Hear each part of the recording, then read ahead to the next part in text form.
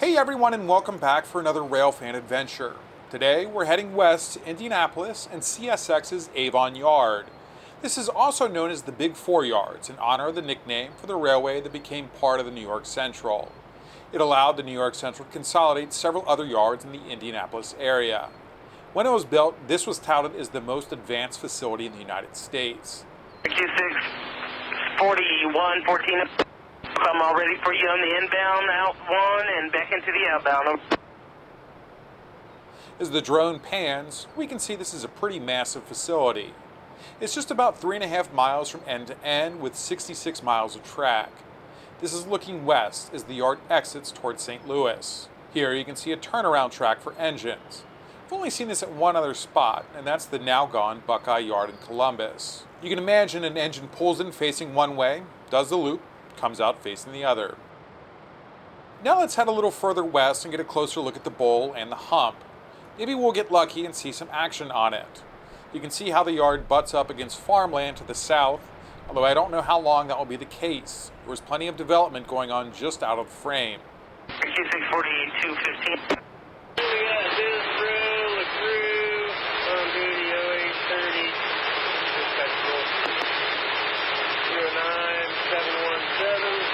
We can also see a small intermodal facility. We're squarely looking at the control tower for the yard and the hump right next to it. Nothing going on now, but we'll check back in a bit. Time for a look at the bowl. It had 55 classification tracks when built. I couldn't find anything that said any of those tracks had been pulled up, so I still assume it has 55.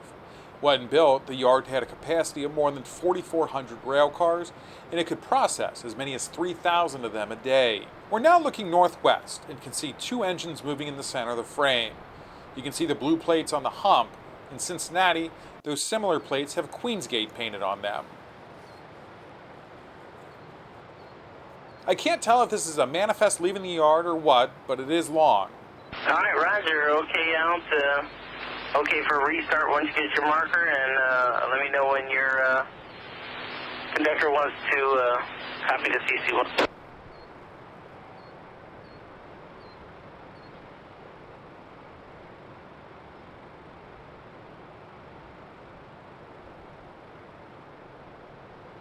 We'll fly back east and get another view of the yard. Looks pretty busy to me. Lots of cars waiting for their next destination.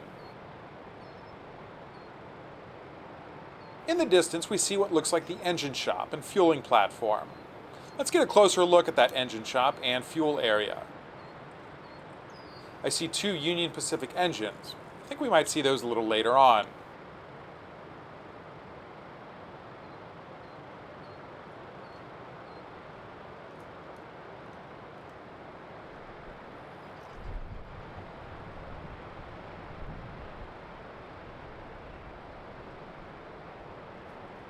We locked out and we'll get to see the hump in action. The pair of yard switchers pushes the cars up toward the 19-foot hump.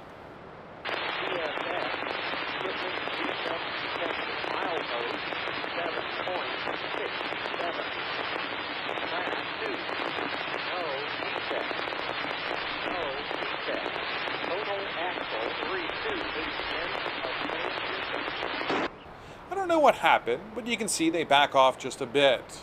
I'm a little too far away to know what's going on, but a short time later, it gets moving again. And we can see a worker start to uncouple the cars one at a time, then they roll down the hump to one of the classification tracks. I'll speed this up 8 times normal speed so we can really see how it works.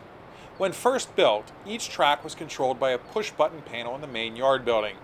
Now, it's all electronically controlled. Originally, the system could sort 160 cars an hour. I couldn't find how many it can currently do. Less than a decade after Avon opened, the New York Central would disappear, along with its rival, the Pennsylvania Railroad.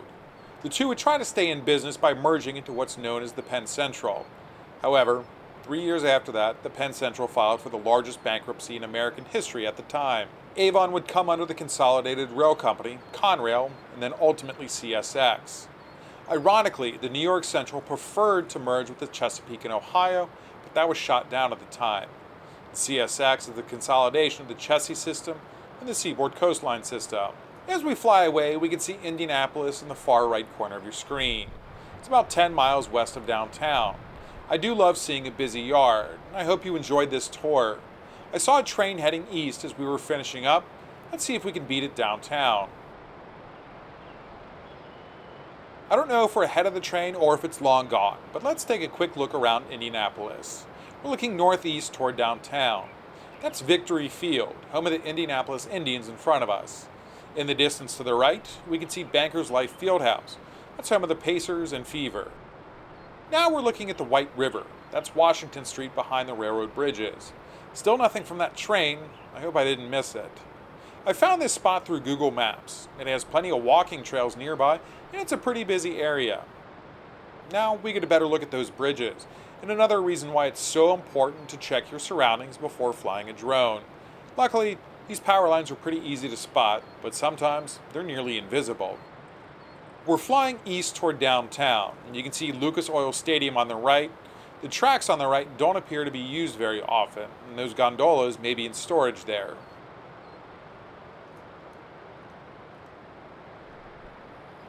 Fast forward a bit and we're in downtown now. That's Union Station in front of us. Indianapolis was actually the first city to plan a Union Station.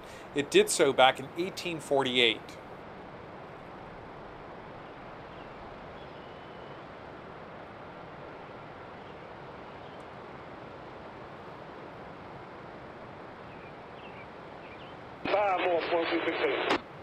As we fly back, I'm about to give up and go to another train I know I can chase. I see something moving in the distance. Sure enough, it is a train heading toward us. I hit record on my other cameras and try to get the drone into a good position. It doesn't look like CSX engines on the lead though. I think it might be those Union Pacifics we saw a bit ago. I do hate areas without horns, but this is a pretty cool shot I think. I love seeing trains go over bridges, even if they're just creeping along. I keep telling myself to watch out for those power lines. That's a Q640, got a lead engine of a 3205. Actually, only one engine, 3205. Good area, Q640, 15 over. We have Lane and Canoe on duty at 1210. We've got Q640, 15, which you already knew. We've got one engine, 3205. It's good for tonnage. We have 13 by 115, total 128 cars, not a train, no alert cars. We have PTC checking on TO. It looks like it's going to work. We got over 4,000 gallons. Now we'll watch as the engines pass over from the ground. Number is 09988. I think it's 17 messages. All right, I copy that. Q640, 15. Did you say PTC and TO and all that stuff? I didn't hear that there. PTC is definitely working, and we're not real sure about the TO yet. It appears like it's going to. All right, Roger. Yeah, let me know if not. We'll have to get a tracking number there. All right. All right, after this X361 goes, I'll handle you there. Over. That's Roger. I think so. Yeah. I'll be calling Q36015 with the CSX 955. But it must be our lucky day. As we look to follow the train, we see another one coming toward us. We've got to meet on a bridge. Well, close enough. 36015, 995. Had a Hawthorne altogether. Had 3 extra cars in the train, updated PTC. Not much different with that.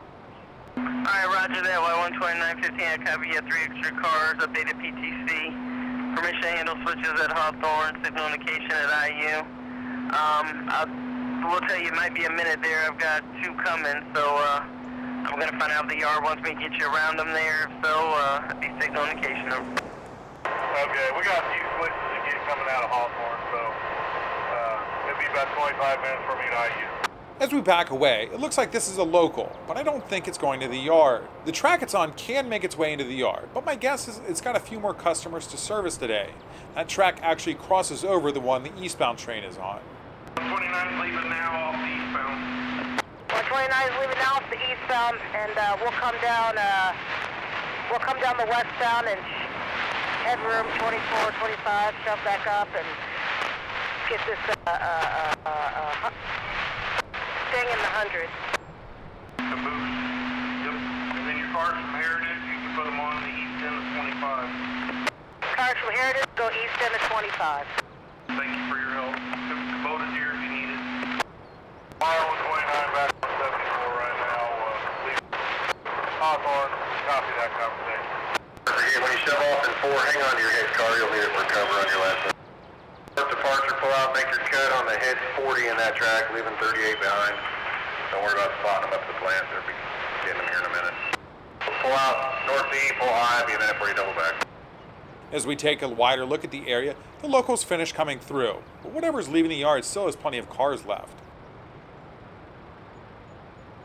Alright, type of air test class 1, 1 pound leakage, airflow method known. Date and time completed, 05:15, 09:45. We'll get close to it and follow for a bit as it makes its way toward Union Station.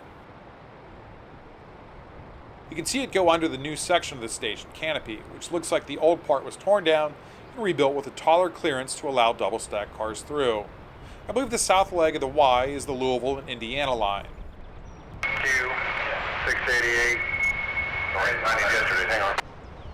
Apologies.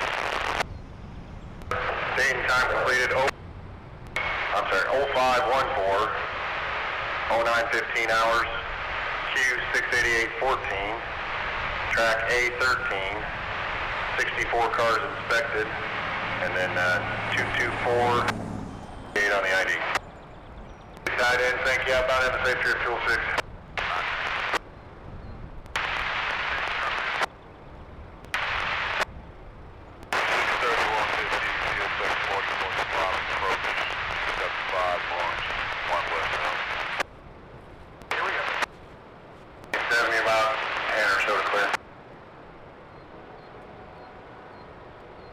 As the train finishes up, I still have some time before going to Greensburg to catch the Ohio Rail experience as it heads back towards Cincinnati. So I decide to head to Union Station. There's a parking garage next door. I figured I could park on the top deck and see if anything was coming. I saw this clear signal for another eastbound train, got set up, started waiting. While I was there, I noticed this odd piece of equipment hanging out of the station canopy. I'm assuming it's some sort of measurement equipment, but never seen it before. I can't tell if it's still in use though. The wheels on it look like they have a fair bit of rust. Any help would be greatly appreciated. You can get a pretty nice vantage point from up here. You can see the lines in several directions. One thing I do prefer about Norfolk Southern to CSX is it seems like if a Norfolk Southern signal is clear, trains should be through within 15 to 30 minutes. CSX, on the other hand, sometimes makes you wait for an hour, even more. I was just about to give up when I saw a train in the distance, but this wasn't even the one I'd been waiting for. It was heading west on the other track.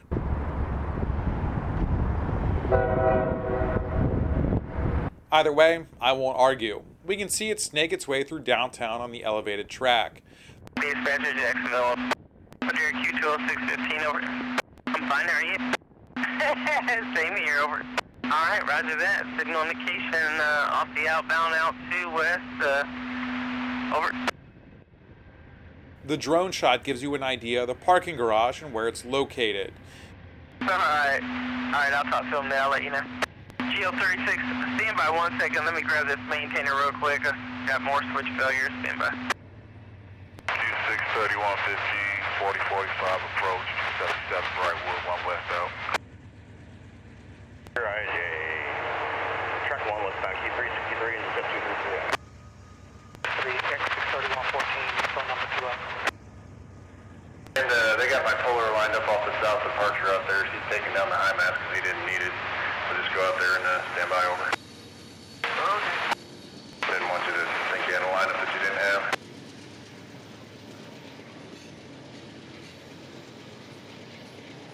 We can see the train disappear under the canopy. The PCC, TO, and you got sufficient power and all stuff you need on your bulletins. I'm sorry, I missed that. You can really see where it looks like they cut the old brick and just put up some cheap metal to replace it.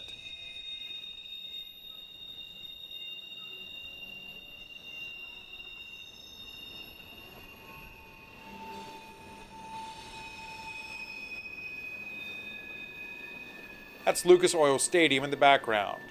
The drone is over the leg of the Y that turns south. It was pretty windy, so I decided it was probably best to land the drone. It wasn't long after that the end of the train came into view. It slowly cleared the tracks as it headed west. Alright, roger that there. Alright, so as I see your PTC, I'll get you on your way there east there, or...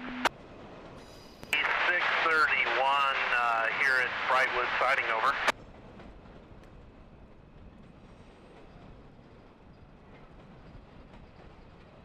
This was a great trip. Indianapolis has a lot to offer when it comes to railfanning. Plenty of great spots, and for a Saturday, there was a good bit of action. As I was exiting the garage, wouldn't you know it, that eastbound train finally came through. There's not a great place to view Avon Yard though. There is a bridge on both ends with sidewalks, but they do have fences on the sides. Even then though, you're probably still too far away. I hope to come back and check out some of the other lines that come through Indianapolis. I don't know where we'll head next, but I do hope you'll join me. Until then, have a great day.